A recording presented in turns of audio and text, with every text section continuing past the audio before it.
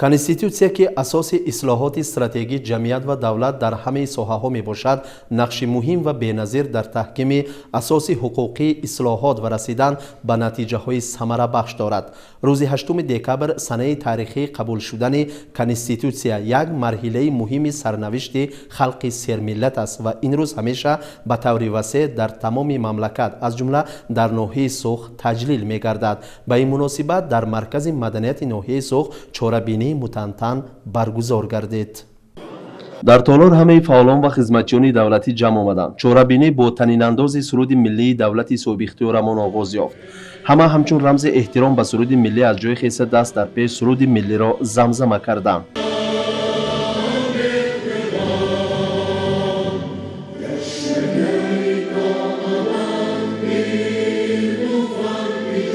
سپس حاکم ناحیه سوخ سید بهرام سید موسیف مردم سعادتمند سوخ را به این روز سعید تبریک نمود و در دوام نطق خود افزود که این سند والا که برای بنیاد دولت صاحب استقلال، دموکراسی، حقوق بنیاد دنیوی و اجتماعی قبول شده است، برای تاریخ و سیاست دولت ما اهمیت مخصوص دارد.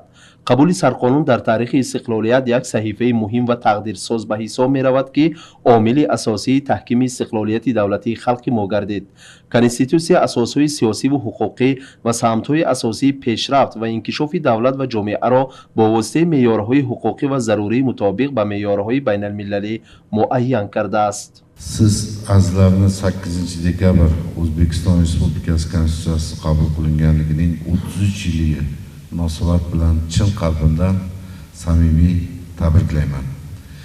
Konstitutsiya milliy davlatchiligimizni suvereniteti shu kunga qadar erishilgan barcha yutuq va marralarimizni demokratik huquq davlat barpo etish yo'lidagi sa'y harakatlarimizning mustahkam poydevori hisoblanadi. Asosiy qonunimizning jonajon O'zbekistonimiz taraqqiyotidagi beqiyos ahamiyati yuksak qadrlaymiz. Biz uchun ozod va obod hayot qurish yo'li ochib bergan konstitutsiyamiz bilan har qancha faxrlansak, g'ururlansak arziydi.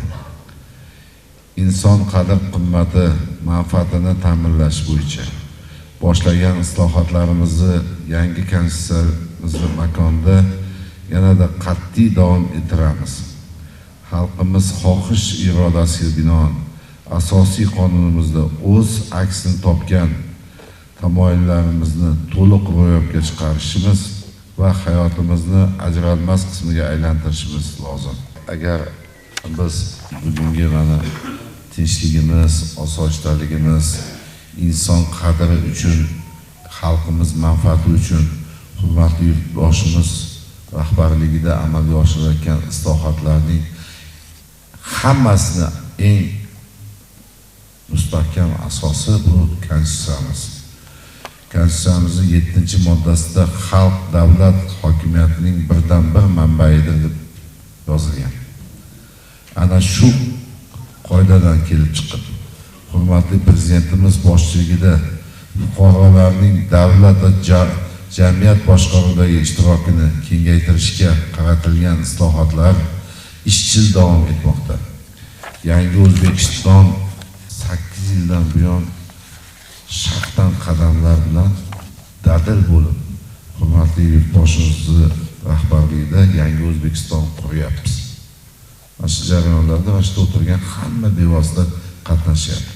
Shu jumladan jonajon O'zbekistonimizdagi eng chekka olis bo'lgan So'x tumanida qaysi bir burchagiga borsangiz o'zgarmagan joyda o'zi yo'q. پس آن پروکرور ناحیه سوخ صدرعلی میرزا کریمov درباره تاریخ سرقانون، اهمیت آن در حیات اجتماعی و سیاسی و تشکیل دولت حقوق بنیاد و تحریر نوی قاموس اساسی سخنرانی کرد و اظهار داشت که کنستیتوسیا منبع اساسی همه سندهای حقوقی کشور است و هر یک سند حقوقی باید با آن موافقت داشته باشد. اگر یگان حجت با قانون اساسی مخالفت کند، آن دیگر اعتبار حقوقی خود را از دست می‌دهد. 1992 yil 8 dekabr kuni qabul qilingan konstitutsiyamiz xalqimizning erkinligi, mustaqilligi, qadriyatlari va kelajak maqsadlarining yuksak ifodasi bo'lib kelgan. Bugun esa uning yangi tahriri mamlakatimizni butunlay yangi rivojlanish bosqichiga olib chiqish, xalq farovonligini ta'minlash, inson huquqlarini yanada kuchli kafolatlash yo'lida muhim siyosiy huquqiy asos bo'lib xizmat qilmoqda. Oxirgi yillarda davlatimiz chuqur islohotlarni amalga oshirilmoqda. Xalqimizning keng ishtiroki bilan konstitutsiyamiz yangilandi. Zamonaviy talablar asosida takomillashtirildi va bugungi kunning eng dolzarb ehtiyojlari bilan uyg'unlashtirildi. Yangi tahrirdagi konstitutsiyamiz inson, jamiyat va davlat tamoyili bosh mezoni sifatida mustahkamlandi. Inson huquqlari yanada kengaytirildi, ijtimoiy davlat tamoyillari kuchaytirildi. Aholining ijtimoiy himoyasi, yoshlar, ayollar va nogironligi bo'lgan fuqarolarning huquqlari mustahkamlandi. Davlat boshqaruvi modernizatsiya qilindi. Sud huquq tizimi mustaqilligi va shaffofligi yanada oshirildi. Shuningdek, konstitutsiya bu nafaqat davlatimizning bosh qonuni, balki butun jamiyatimizning ertangi kuni, taraqqiyot yo'li va mustahkam tayanchidir. Undagi har bir modda bizning huquqlarimizni himoya qiladi.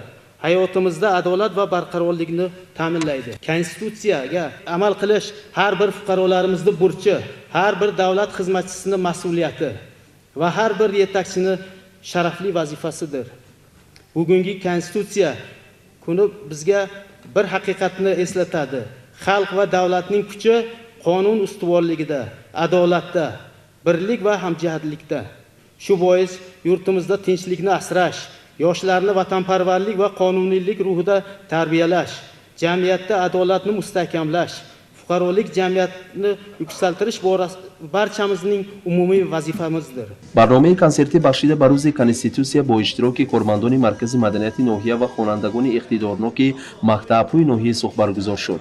خوانندگان و جوانان صاحب استعداد در صحنه شعرها و سرودها در وصف قدر انسان قرائت کردند که برای همه اشتراکچیان حس افتخار و فرح بخش را به وجود آورد. جوانان با انتخاب شعرها و نمایش صحنه‌چه انیق و روشن نشان دادند که کنستیتوسیا همچون رمز حقوق انسان و قدر انسان در جامعه به طور عمیق در جهانبینی آنها جای دارد.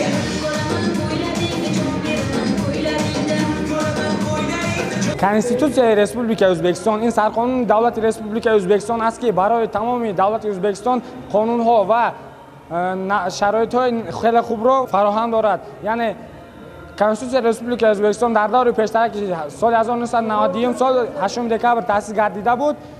تا حال ما کار فهمیده ایستاده بودیم که برای همه ما اون یک خیلی سرقانون بود و سال 2023 سال با واسطه راه رفراندوم کنستیتوسیای ریسپوبلیک ازبکستان نو شد و از نو تأسیس گردید که در این برای جوانان خیلی هم امکانیت‌های نوبنا و فراهم است.